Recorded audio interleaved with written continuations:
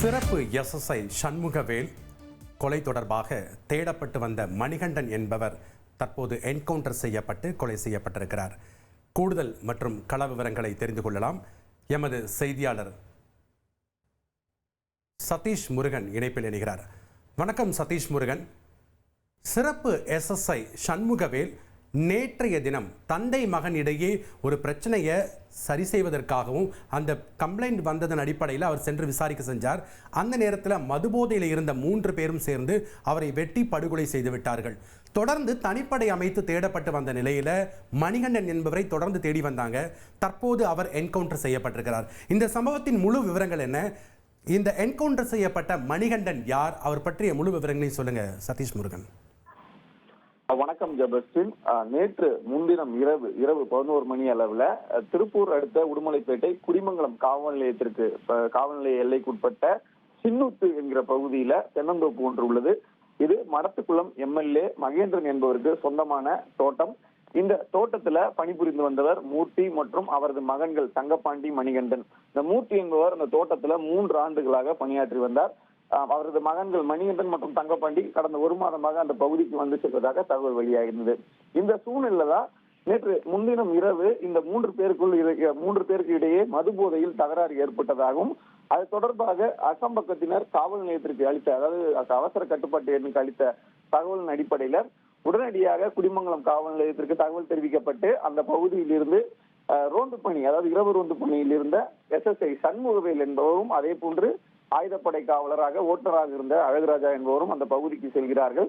அந்த பகுதிக்கு சென்ற உடனேயே அங்கு அடிபட்டு இருந்த அந்த தந்தை மூர்த்தி என்பவரை முதலுதவி அளித்து அவருக்கு ஆம்புலன்ஸ் மூலமாக அவரை அனுப்பி வைப்பதற்கான ஏற்பாடுகளை செய்து கொண்டிருந்த பொழுதே தங்கப்பாண்டி மற்றும் மணிகண்டன் ஆகியோர் சரமாரியாக அங்கிருந்தவர்களை தாக்க ஆரம்பித்திருக்கிறார்கள். குறிப்பாக எஸ்எஸ்ஐ சண்முகவேல், அதே போன்று அந்த தோட்டத்தின் மேலாளராக இருக்கக்கூடிய ரங்கசாமி, அழகுராஜா, ஆயுதப்படை காவலர் அழகுராஜா ஆகிய 3 பேரையும் தாக்க முயற்சி செய்ததுல ரங்கசாமியும் அழகுராஜாவும் அந்த பகுதியிலிருந்து தப்பித்து சென்று விடுகிறார்கள். உடனடியாக அவர்கள் சென்று காவல் நிலையத்தில் தங்களை தாக்க வருவதாக தகவல் தெரிவித்துக் கொண்டிருந்த பொழுது இங்கு, அதாவது தோட்டத்துல சண்முகவேல் எஸ்எஸ்ஐ சண்முகவேல் தரமாரியாக வெட்டப்பட்டு மரணம் அடைகிறார். குறிப்பாக கழுத்து, முகம் உள்ளிட்ட பகுதிகளில் பலத்த வெட்டுக்காயங்களுடன் அதே இடத்துல ஒரு ரத்த வெள்ளத்துல இருந்து கிடக்கிறார். இதனையடுத்து உடனடியாக கூடுதல் காவலர்கள் அந்த பகுதிக்கு சென்று நடந்த விசாரணையை தொடங்கும் பொழுது மூர்த்தி, அதாவது தந்தை மூர்த்தி, மணிகண்டன், தங்கப்பாண்டி 3 பேருமே ரோந்து வாகனங்கள், அதாவது இவர்கள் சென்ற ரோந்து வாகனத்தின் கண்ணாடிகளை உடைத்து விட்டு வாக்கி டாக்கி கருவிகளை அறுத்து விட்டு, அதாவது யாருக்காவது தகவல் சொல்லி விடுவார்கள் என்கிற பயத்துல வாக்கி டாக்கி கருவிகளையும் சேதப்படுத்தி விட்டு அங்கிருந்து தப்பி செல்கிறார்கள். உடனடியாக சம்பவ இடத்திற்கு மேற்கு மண்டல ஐஜி, டிஐஜி உள்ளிட்ட உயரதிகாரிகள் ஆய்வு மேற்கொண்டனர். 6 தனிப்படைகள் அமைக்கப்பட்டு இவர்களை தீவிரமாக தேடி வந்த சூழ்நிலையில நேற்றைய தினம் மூர்த்தி மற்றும் அவரது ஒரு மகன் தங்கப்பாண்டி இருவரும் காவல் நிலையத்துல சரணடைந்தனர். அவர்களை கைது செய்து அவர்கள் மீது 7 பிரிவின் கீழ் வழக்கு பதிவு செய்து விசாரணையானது மேற்கொண்டு வந்தனர். இந்த சூழ்நிலையில தொடர்ந்து தலைமறைவாக இருந்த மணிகண்டன் இன்று தற்போது என்கவுண்டர் செய்யப்பட்டிருக்கிறார்.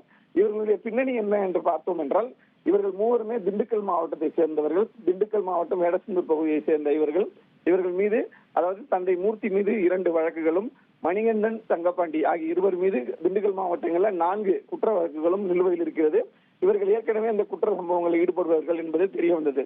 உடனடியாக இவர்களை தேடுவதற்காக தனிப்படை போலீசார் திண்டுக்கல் உள்ளிட்ட பகுதிகளை தேடி வரும் பொழுதே மூர்த்தி மற்றும் தங்கப்பாண்டி ஆகியோர் காவல் நிலையங்கள்ல மாவட்ட எஸ்பி அலுவலகத்துல ஆஜரானாங்க. தற்பொழுது தலைமறைவாக இருந்த மணிகண்டன் என்பவர் தான் முதலில் தாக்குதலை தொடங்கி இருப்பதும் தகவலில் வெளியாயிருக்கிறது. அதனால் இவர் தலைமறைவாக இருந்த அந்த சூழல்ல இவரை பிடிப்பதற்கு தீவிரம் காட்டி வந்தனர்.